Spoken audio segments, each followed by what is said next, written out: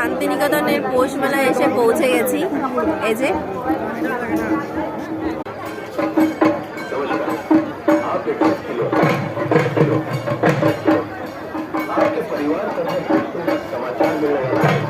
এখানে কিন্তু একটা প্রোগ্রাম হচ্ছে, আমি দেখতে পাচ্ছি।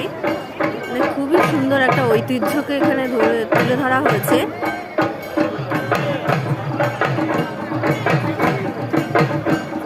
এখানের হাতে তৈরি করা কিছু ঐতিহ্য, এটা অসাধারণ কলা এখানে লক্ষ্য করছি। মানে আমার এত ভালো লাগছে জায়গাটা। তোমরা সবাই এসো, এখানে 26 তারিখ অবধি আছে মেলাটা।